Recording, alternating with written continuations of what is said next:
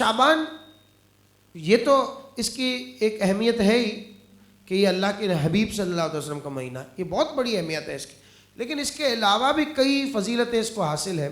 اور وہ فضیلتیں کیا ہیں؟ اس میں ایک رات ایسی آتی ہے، وہ رات کون سی ہے؟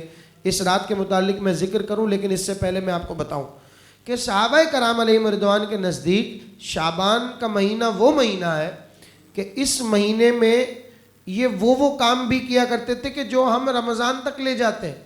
مثال کے طور پر ہم نے تو یہ سنا ہے نا کہ رمضان میں اجر بڑھا دیا جاتا ہے، تو ہم زکوٰۃ بھی رمضان میں نکالتے ہیں.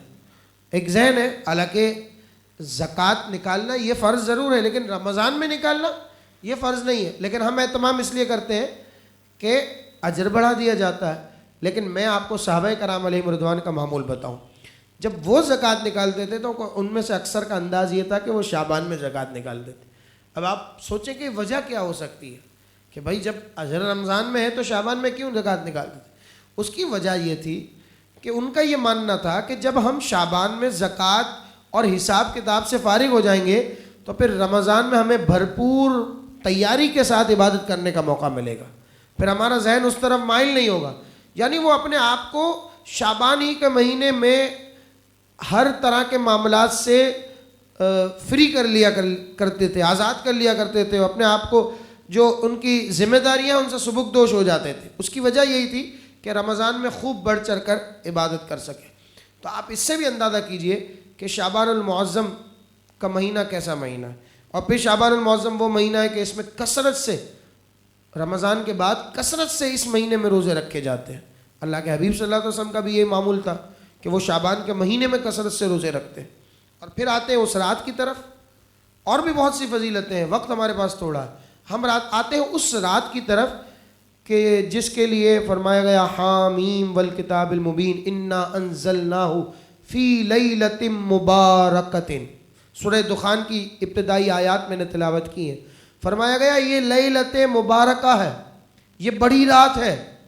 بعض لوگوں نے کہا کہ یہ سورہ قدر، یہ شب قدر کی بات ہو رہی ہے، لیکن اکثر صحابہ کرام کا یہی کہنا ہے. اور تفاسیر میں جب ہم دیکھتے ہیں تو ہمیں ملتا ہے بڑی بڑی تفاسیر، تفسیر ابو سعود ہو گئی، تفسیر روح المعانی ہو گئی، تفسیر کبیر ہو گئی.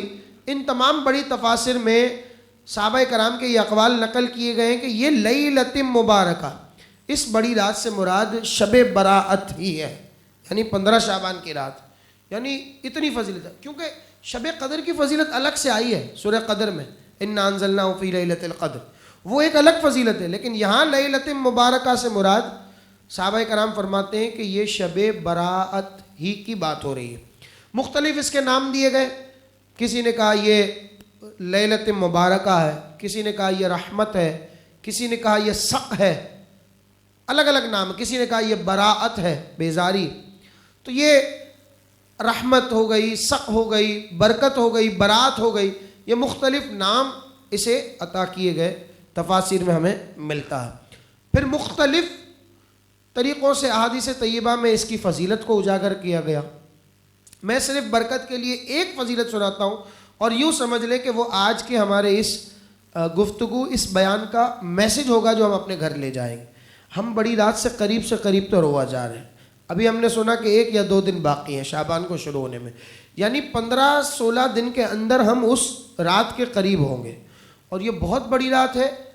ابن ماجہ شریف کی حدیث ہے، ابو موسیٰ اشعری رضی اللہ تعالیٰ عنہ اس کے راوی ہیں.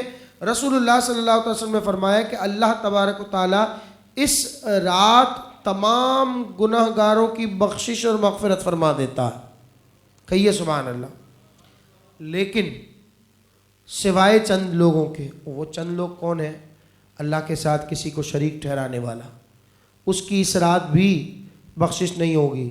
بغض و عناد رکھنے والا، سرکشی کرنے والا، یہ مختلف. اچھا، پھر دوسری جب احادیث پڑھتے ہیں تو کچھ احادیث میں نچوڑ آپ کو پیش کر دوں مختصر کر کے. کسی میں کہا گیا کہ رشتہ داروں سے قطع تعلق کرنے والا، وہ بھی اس رات نہیں بخشا جائے گا. عادتاً شراب پینے والا، وہ بھی اس رات نہیں بخشا جائے گا. عادتاً زنا کرنے والا، وہ بھی اس رات نہیں بخشا جائے گا. تو اللہ تبارک و تعالیٰ نے ہمیں اگر ان باتوں سے محفوظ رکھا ہے تو اللہ سے دعا کریں کہ اللہ پاک استقامت عطا فرمائے. اور اگر خدا نخواستہ معاذ اللہ ثم معاذ اللہ، اللہ کی پناہ، اگر کہیں ہم میں اس میں سے کسی میں ملوث ہیں. دیکھیں بڑے گناہ ایسے ہیں کہ اللہ تبارک و تعالیٰ نے ہمیں ماحول کی برکتیں ہیں, بزرگوں کی برکتیں ہیں, ان سے محفوظ رکھا ہے, لیکن ان بڑے گناہوں میں کچھ باتیں ایسی ہیں کہ جو شاید ہم میں پائی جاتی ہو. ایک جگہ فرمایا گیا والدین کا نافرمان. آپ سوچئے ہم دینداری کر رہے ہوں, لوگوں سے مل رہے ہوں, بڑی اچھی اچھی باتیں کر رہے ہوں, نمازوں کی بھی پابندی ہو, لیکن ہمارے والدین ہی ہم سے ناراض ہوں, تو کہیں ہم اس حدیث پاک میں جو وعیدیں کی کہی گئی ہیں اس کے زمرے میں تو نہیں آ جائیں گے کہ بھائی ماں ناراض ہو, باپ ناراض ہو, اور ہم دنیا کو دین سکھاتے پھر رہے ہوں, ہم نمازوں کی پابندی کا جذبہ لے کر یا دیگر اور فرائض واجبات سنن کو پڑھ رہے ہوں. تو اس بات پر بھی غور کرنے کی ضرورت ہے. اور پھر دوسری چیز جو ہو سکتی ہے ہم میں وہ یہ کہ رشتہ داروں سے قطع تعلق بغیر کسی, ہاں عقیدے میں کمپرومائز نہیں کرتے, وہ وہاں حکم ہے کہ ایسے لوگوں سے پھر رابطہ نہ رکھا جائے کہ جو ایمان اور عقیدے میں خلل واقع کرنے کی کوشش کرتے ہیں, لیکن بلا وجہ ہی خامخواہ وداؤٹ اینی ریزن اگر ہم کسی رشتہ دار سے قطع تعلق کرتے ہیں تو ہم بھی اس وعید کے زمرے میں آ سکتے ہیں. اور پھر تیسری بات کہ بغض و عناد رکھنے والا, دل میں میل رکھنے والا, بظاہر اچھا بنتا ہو بھائی ٹھیک ہے, لیکن دل میں میل ہے کہ نہیں اس سے حسد ہے, اس سے منافقت ہے, اس سے فتنہ کرنے کی کوشش کر رہا ہے وغیرہ وغیرہ. پھر ایک اور چیز فرمائی گئی, عادتاً شراب پینے والا, عادتاً زنا کرنے والا. بظاہر یہ ہمیں یہ لگ رہا ہے کہ ہم ان چیزوں سے دور ہیں, لیکن اللہ کے حبیب صلی اللہ علیہ وسلم نے ایک موقع پر یہ بھی فرمایا کہ آنکھوں کا بھی زنا ہے, کانوں کا بھی زنا ہے. آنکھوں کا زنا کیا ہے؟ کسی نامحرم کو غلط نظر سے, شہوت سے دیکھنا. اور آج موبائل اور سوشل میڈیا نے ہمارا کام کتنا اس حوالے سے آسان کر دیا ہے کہ ہمیں پتہ ہی نہیں چلتا. وہ لوگ کہ جن کے گھروں میں کبھی ٹی وی نہیں چلتا تھا, آج موبائل کے ایک سوائپ پر اتنی بد نظری ہو رہی ہوتی ہے, اتنی بد نظری ہوتی ہے کہ الامان والا حفیظ. اور پھر نامحرم سے بات کرنا اس کو مایو بھی نہیں سمجھا جاتا, کھل کھلا کر ہنسی مذاق کرتے ہوئے اور بڑے فرینک ہو کر. کہیں ایسا تو نہیں ہے کہ رسول اللہ صلی اللہ علیہ وسلم کی اس حدیث میں جو بتایا گیا کہ آنکھ کا زنا بھی ہے تو ہم اس زمرے میں آ جاتے ہوں؟ اللہ نہ کرے, اللہ تبارک تعالی ہم سب کو محفوظ رکھے. پھر گندے اسٹیٹس, یہ تو عام ہو گیا ہے آج کل. میں نے کہا سوشل میڈیا کا دور ہے, واٹس ایپ اسٹوریز دیکھیں, فیس بک اسٹوریز دیکھیں, تو آپ کو ہر دوسرا شخص تیسرا شخص ایسا ملے گا کہ جس نے اپنے اسٹیٹس پر نامحرم عورت کی تصویر رکھی ہوگی, اس کا کوئی ناچ گانا رکھا ہوگا, یہ ٹک ٹاک اور پتہ نہیں کیا کیا عجیب چیزیں جو آ گئی ہیں الامان والحفیظ ہمارے اندر. تو کہیں ایسا تو نہیں ہے کہ ہم بھی کسی نہ کسی طریقے سے بالواسطہ اس میں ملوث ہیں.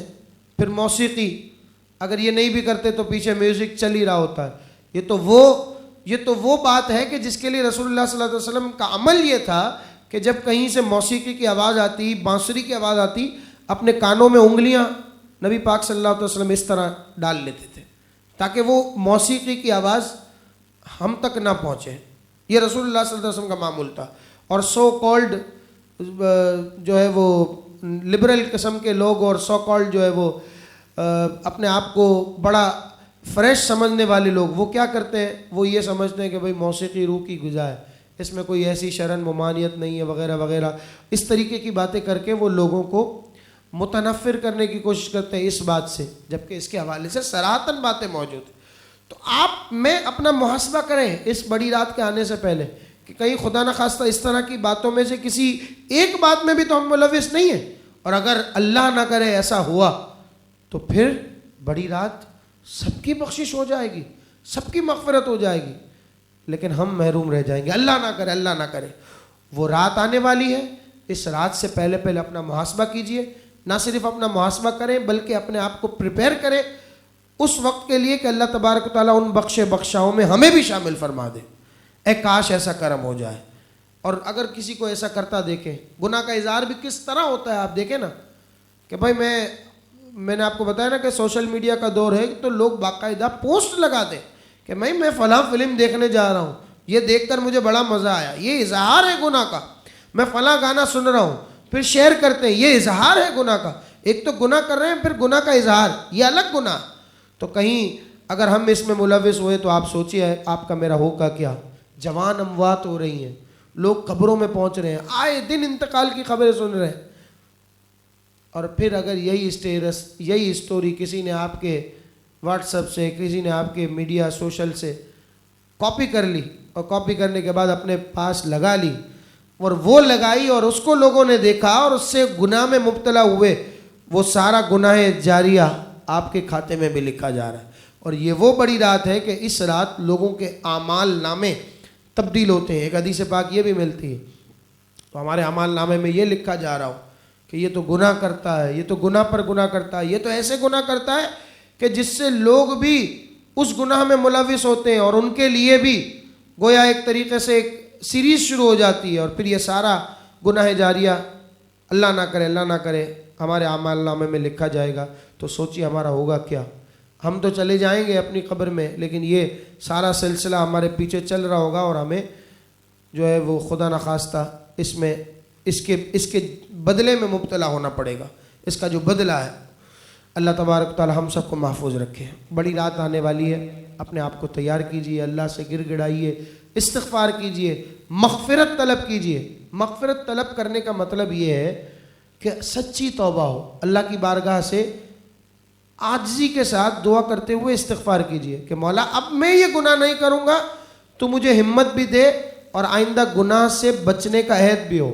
ایسا نہ ہو کہ بھائی اجتماعی دعا کی, سب نے دعا کی, اور پھر واپس آ کر اسی روٹین پہ اپنے آپ کو ڈھال لیا, تو پھر وہ مغفرت نہیں ہے.